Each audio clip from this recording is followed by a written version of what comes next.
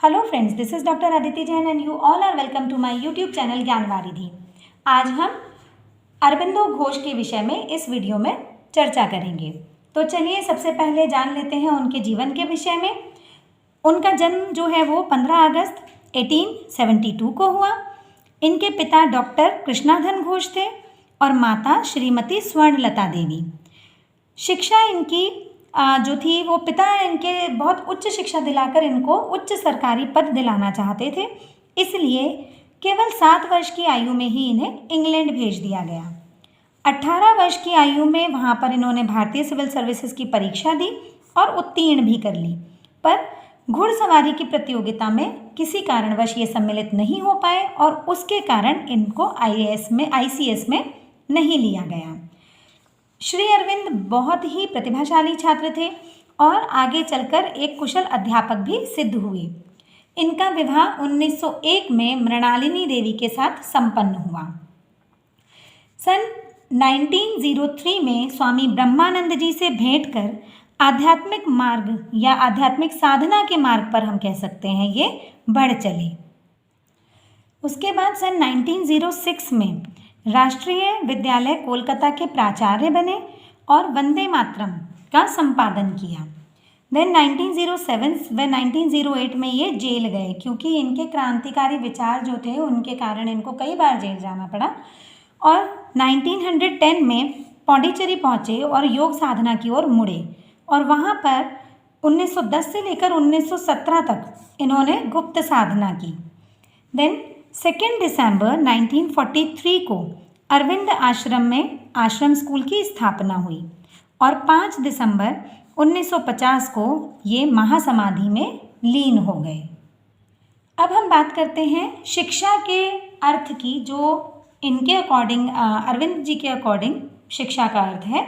सबसे पहली बात, ये प्रचलित शिक्षा के विरोधी थे, क्योंकि वो बहुत रटन पद्धति पे आधारित थी, तो उसका ये विरोध करते थे। और इन्होंने कहा कि शिक्षा मानव के मस्तिष्क व आत्मा की शक्तियों का निर्माण करे, इस तरह की शिक्षा होनी चाहिए। ज्ञान, चरित्र एवं संस्कृति के उत्कर्ष में सहायक होना चाहिए शिक्षा को। और साथ ही इन्होंने कहा कि सूचनाएं ज्ञान की नींव नहीं हो सकती, वे ऐसे बिंदु हैं जहाँ से ज्ञान का आरंभ किया जाए।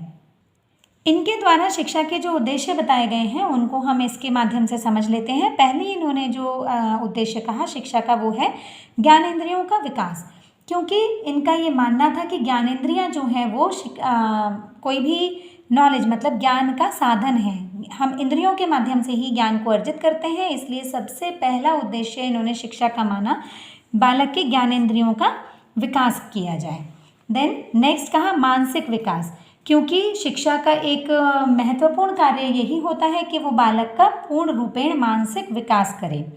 नेक्स्ट इन्होंने कहा नैतिकता का विकास। नैतिकता का विकास की बात इसलिए कही गई क्योंकि नैतिकता जब तक बालक के अंदर नहीं है तब तक उसको आध्यात्मिक रूप से विकसित कर पाना संभव नहीं है, और वो पूर्णता को प्राप्त नहीं कर पाएगा जब तक कि वो आध्यात्मिक या नैतिक रूप से विकसित ना हो। देन अंतःकरण का विकास करने की बात भी की। अंतःकरण का विकास करना भी शिक्षा का ही एक महत्वपूर्ण काम कहा गया। और साथ में आध्यात्मिक विकास की भी इन्होंने बात की कि शिक्षा का एक महत्वपूर्ण कार्य है बालक के अंदर आध्यात्मिकता का विकास करना। एंड देन स्व का ज्ञान की बात की, क्योंकि बालक जब तक स्वयं को नहीं जान पाएगा तब तक वो ईश्वर की प्राप्ति या आध्यात्मिकता की प्राप्ति नहीं कर सकता। एंड लास्ट जो इन्होंने बात की वो की फिजिकल डेवलपमेंट की, कि शिक्षा का एक महत्वपूर्ण उद्देश्य बालक को शारीरिक रूप से विकसित करना भी है। अब इनके बेसिक प्रिंसिपल्स जो हैं एजुकेशनल फिलॉसफी के, उसको हम डिस्कस कर लेते हैं। तो इन्होंने पहली बात कही कि शिक्षा का माध्यम जो है वो मातृभाषा होनी चाहिए। शिक्षा बालक को हमेशा मातृभाषा के साथ ही दी जाए, उसी के माध्यम से दी जाए। नेक्स्ट इन्होंने बाल केंद्रित शिक्षा की बात की कि शिक्षा जो है वो बालक को केंद्र में रखकर ही की जानी चाहिए, उसको दी जानी चाहिए। नेक्स्ट शिक्षा को बालक में छिपी हुई शक्तियों का विकास करना चाहिए। जो शक्तियां हैं वो बालक के अंदर छिपी हुई है, यही महात्मा गांधी जी का मानना था, यही विवेकानंद जी का मानना था। और इसी बात को अरविंद जी ने भी कहा कि शिक्षा का एक महत्वपूर्ण कार्य ये है कि बालक के अंदर जो शक्तियां छिपी हुई हैं उनको पूर्ण रूप से वो विकसित करे।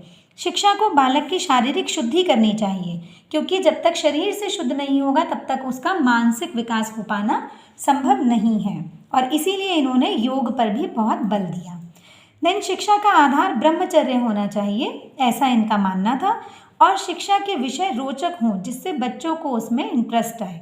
देन शिक्षा को चेतना का विकास भी करना चाहिए। अब बात करते हैं पाठ्यचर्या की।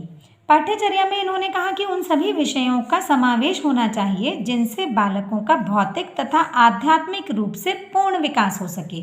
ये केवल आध्यात्मिकता की बात नहीं करते, अपितु भौतिक पक्ष को भी इन्होंने इसमें सम्मिलित किया, और पाठ्यचर्या द्वारा विश्व ज्ञान में बालक की रुचि उत्पन्न हो सके, इस तरह की हमारी पाठ्यचर्या होनी चाहिए।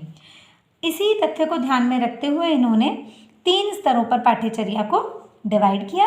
पहला इनका प्राथमिक स्तर, तो पहले प्राथमिक स्तर को हम देख लेते हैं। उसमें मातृभाषा, अंग्रेजी, फ्रेंच, सामान्य विज्ञान, सामाजिक अध्ययन, गणित व चित्रकला को स्थान दिया गया। दूसरा माध्यमिक स्तर या उच्च माध्यमिक स्तर, दोनों ही के लिए इन्होंने समान बात कही। मातृभाषा हो, अंग्रेजी, फ्रेंच, सामाजिक अध्ययन, भौतिक शास्त्र, रसायन शास्त्र, जीव विज्ञान, वनस्पति विज्ञान, स्वास्थ्य विज्ञान, भूगर्भ विज्ञान, गणित व चित्रकला आदि को इसमें स्थान दिया जाना चाहिए।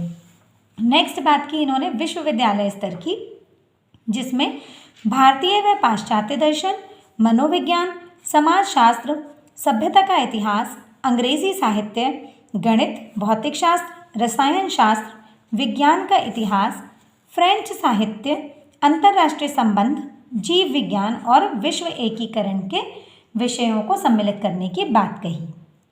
शिक्षण विधियों पर प्रकाश डालते हुए उन्होंने कहा कि पुस्तकों द्वारा रटाया जाना जो भी है उसको ये पक्षधर नहीं थे उसके। इन्होंने कहा कि रटना नहीं है, पुस्तकें केवल सहायक के रूप में होनी चाहिए, और साथ में शिक्षा प्राप्ति का साधन उपदेश, प्रवचन, व्याख्या, मौखिक शिक्षण आदि विधियां इन्होंने सपोर्ट किया, उनका समर्थन किया। साथ में स्वानुभव द्वारा सीखना, बच्चा स्वयं करके अपने अनुभवों के आधार पर जो सीखेगा वो बहुत लॉन्ग टर्म तक रहेगा और वो हमेशा उसको काम आएगा।